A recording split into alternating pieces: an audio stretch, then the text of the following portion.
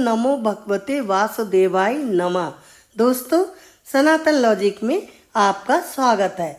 आज हम भाद्रपद मास शुक्ल पक्ष की पद्मा एकादशी का महत्व जानेंगे। एकादशी के व्रत में भगवान विष्णु और माता लक्ष्मी की पूजा की जाती है। जो भी भक्त सच्ची श्रद्धा के साथ व्रत करते हैं और कथा सुनते हैं, माता लक्ष्मी और भगवान विष्णु की कृपा से उनकी हर तरह की मनोकामना पूर्ण होती है। एकादशी व्रत के प्रभाव से व्यक्ति की मानसिक और शारीरिक स्थिति सही होती है। दोस्तों, जिस समय आप एकादशी का व्रत करने का मन में संकल्प ले रहे हो, उसी समय आप भगवान विष्णु और माता लक्ष्मी से अपनी मनोकामना कहिए, अवश्य ही आपकी मनोकामना पूर्ण होगी। आइए अब जानते हैं भाद्रपद मास शुक्ल पक्ष की पद्मा एकादशी का महत्व। एक बार भगवान श्री कृष्ण और युधिष्ठिर जी साथ साथ बैठे थे। तब युधिष्ठिर ने भगवान कृष्ण से पूछा, हे केशव, भाद्रपद मास के शुक्ल पक्ष में जो एकादशी होती है उसका क्या नाम है? कौन देवता और कैसी विधि है, ये मुझे बताइए। भगवान श्री कृष्ण बोले, राजन, इस विषय में मैं तुम्हें आश्चर्यजनक कथा सुनाता हूँ, जिसे ब्रह्मा जी ने महात्मा नारद जी से कहा था। जब नारद जी ने ब्रह्मा जी से पूछा, हे चतुर्मुख, आपको नमस्कार है। मैं भगवान विष्णु की आराधना के लिए आपके मुख से यह सुनना चाहता हूँ कि भाद्रपद मास के शुक्ल पक्ष में कौन सी एकादशी होती है। ब्रह्मा जी ने कहा, मुनि श्रेष्ठ, तुमने बहुत उत्तम बात पूछी है। क्यों ना हो, वैष्णव जो ठहरे। भादो के शुक्ल पक्ष की एकादशी पद्मा के नाम से विख्यात है। उस दिन भगवान ऋषिकेश की पूजा होती है। यह उत्तम व्रत अवश्य करने योग्य है। सूर्य वंश में मानधाता नामक एक चक्रवर्ती सत्य प्रतिज्ञ और प्रतापी राजर्षि हो गए हैं। वे प्रजा का अपने औरस पुत्रों की भांति धर्म पूर्वक पालन किया करते थे। उनके राज्य में अकाल कभी नहीं पड़ता था, मानसिक चिंताएं नहीं सताती थी और व्याधियों का भी प्रकोप नहीं होता था। उनकी प्रजा निर्भय तथा धन धान्य से समृद्ध थी। महाराज के कोष में केवल न्यायोपार्जित धन का ही संग्रह था। उनके राज्य में समस्त वर्णों और आश्रमों के लोग अपने अपने धर्म में लगे रहते थे। मानधाता के राज्य की भूमि कामधेनु के समान फल देने वाली थी। उनके राज्य करते समय प्रजा को बहुत सुख प्राप्त होता था। एक समय किसी कर्म का फल भोग प्राप्त होने पर राजा के राज्य में 3 वर्षों तक वर्षा नहीं हुई। इससे उनकी प्रजा भूख से पीड़ित हो नष्ट होने लगी। तब संपूर्ण प्रजा ने महाराज के पास आकर इस प्रकार कहा। प्रजा बोली, नृप श्रेष्ठ, आपको प्रजा की बात सुननी चाहिए। पुराणों में मनीषी पुरुषों ने जल को नारा कहा है। वह नारा ही भगवान का अयन निवास स्थान है, इसलिए वे नारायण कहलाते हैं। नारायण स्वरूप भगवान विष्णु सर्वत्र व्यापक रूप में विराजमान है।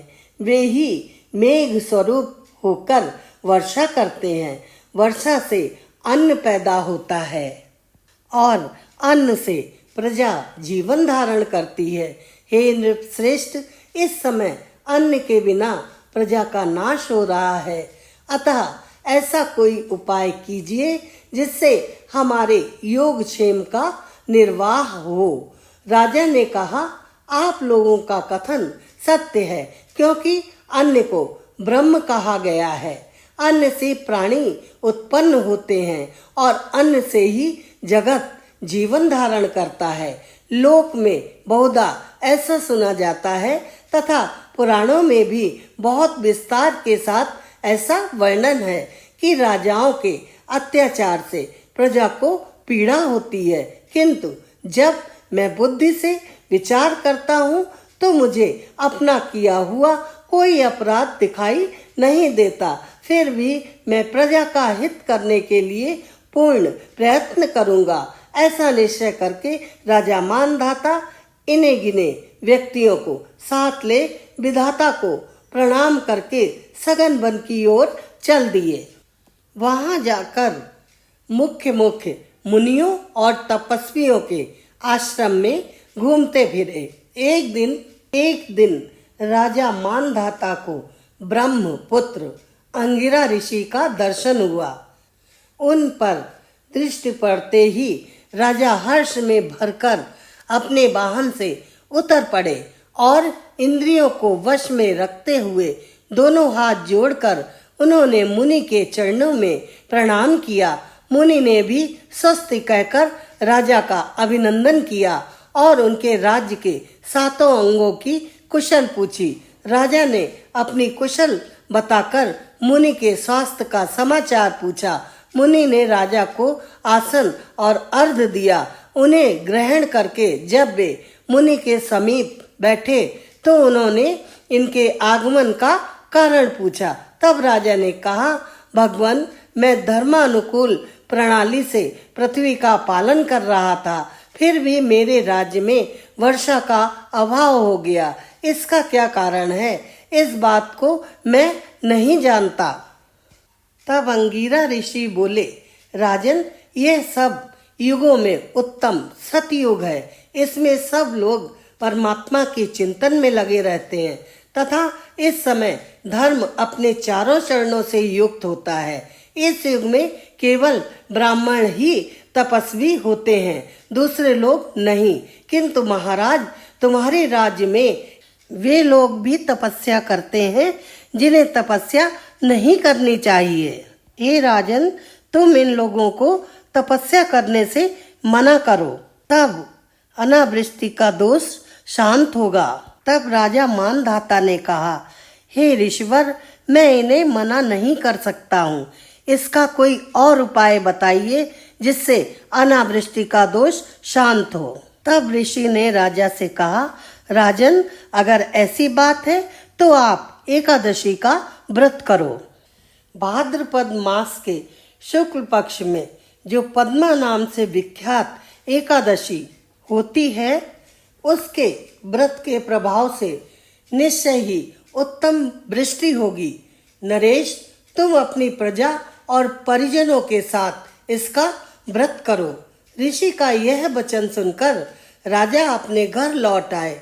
उन्होंने चारों वर्णों की समस्त प्रजाओं के साथ भादों के शुक्ल पक्ष की पद्मा एकादशी का व्रत किया। इस प्रकार व्रत करने पर मेघ पानी बरसाने लगे, पृथ्वी जल से आप्लावित हो गई और हरी भरी खेती से सुशोभित होने लगी। उस व्रत के प्रभाव से सब लोग सुखी हो गए। भगवान श्री कृष्ण कहते हैं, राजन, इस कारण इस उत्तम व्रत का अनुष्ठान अवश्य करना चाहिए। पद्मा एकादशी के दिन जल से भरे हुए घड़ों को वस्त्र से ढककर दही और चावल के साथ ब्राह्मण को दान देना चाहिए। साथ ही छाता और जूता भी देने चाहिए। दान करते समय निम्नांकित मंत्र का उच्चारण करना चाहिए। ओम नमो नमस्ते गोविंद बुध श्रवण संज्ञक अगौग संचयम कृत्वा सर्व सौख्य प्रदो भव भुक्ति मुक्ति पदश्चैव लोकानाम सुखदायका। दोस्तों, इस श्लोक का अर्थ इस प्रकार से है, बुधवार और श्रवण नक्षत्र के योग से युक्त द्वादशी के दिन बुध श्रवण नाम धारण करने वाले भगवान गोविंद, आपको नमस्कार है, नमस्कार है। मेरी पाप राशि का नाश करके आप मुझे सब प्रकार के सुख प्रदान करें। आप पुण्यात्मा जनों को भोग और मोक्ष प्रदान करने वाले तथा सुखदायक है। राजन, इसके पढ़ने और सुनने से मनुष्य सब पापों से मुक्त हो जाता है। ओम नमो भगवते वासुदेवाय नमः। दोस्तों, जाने से पहले लाइक के बटन को दबा दीजिए और चैनल को सब्सक्राइब कर दीजिए। आज के वीडियो में बस इतनी ही जानकारी। शीघ्र ही मिलेंगे एक नए वीडियो के साथ। प्रेम से बोलिए भगवान विष्णु और माता लक्ष्मी की जय।